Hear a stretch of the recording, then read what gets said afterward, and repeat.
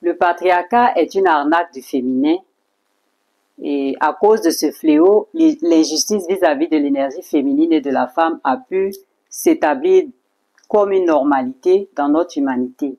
Pourquoi vouloir soumettre la femme absolument alors qu'elle est déclarée déjà comme faible vis-à-vis de l'homme?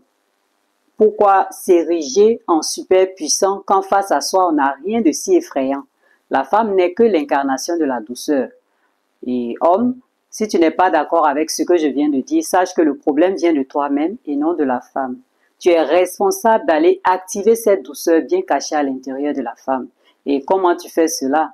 C'est très simple. Fais-lui cadeau de ton cœur et laisse-la faire le reste. Et tu as bien compris, il ne s'agit ni d'argent, ni de voiture, ni d'aucun matériel d'ailleurs. La femme n'attend que cet homme qui saura lui permettre d'avoir accès à elle-même et seul l'homme qui l'aime de cet amour désintéressé est capable de lui permettre cet accès. Alors, au lieu de passer le temps à se plaindre de la femme, sache que s'il y a un fautif, tu le vois quand tu te places devant ton miroir.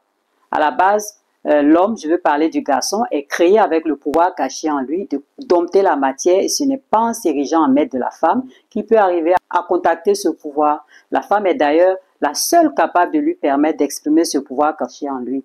Soumettre la femme, l'empêcher d'exprimer ce qu'elle est, c'est-à-dire pure conscience divine, c'est entraîner la perte de l'humanité tout entière.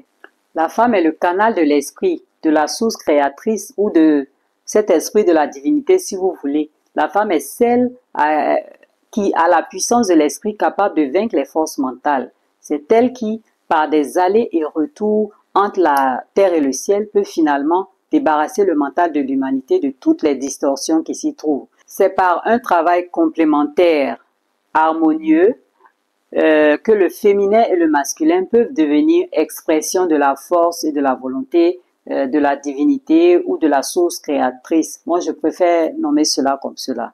Donc, la source créatrice porte en elle les deux principes, le féminin et le masculin, dont nous sommes femmes et hommes, expression dans la matière. Le féminin, par sa capacité introspective, sait comment aller débusquer les savoirs cachés dans l'esprit universel. C'est l'énergie féminine qui peut se relier aux vérités cosmiques pour pouvoir porter cela à la connaissance de toute l'humanité. Quand la femme arrive à révéler cette énergie féminine en elle et qu'elle devient pure expression de ce principe féminin, oui, cette femme-là est capable de faire ce travail mental dont je parle ici. L'énergie masculine, quant à elle, est chargée de révéler les imperfections contenues dans la matière. Le contact avec le principe masculin donne accès à ce qui dort en soi et qui doit être nettoyé et transmuté. Seul un homme qui est véritablement arrivé à rentrer en contact avec l'énergie féminine peut arriver à contacter le principe masculin et devenir capable d'être maître de la matière.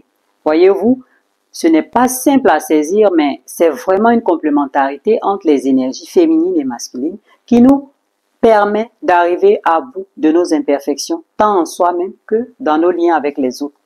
Le travail fait en dedans de soi permet de défaire le mental au fur et à mesure, ce qui nous amène et nous permet d'acquérir de l'endurance vis-à-vis des épreuves de la vie. Alors, si des hommes dans le passé ont voulu faire croire que la femme n'était qu'une faiblesse et qu'elle n'était bonne qu'à servir leurs intérêts égoïstes, vous, les hommes d'aujourd'hui, n'êtes pas obligés de suivre ces injustices en continuant de vous baser sur la rigidité nocive du patriarcat qui ne fait que creuser le fossé entre vous et la femme.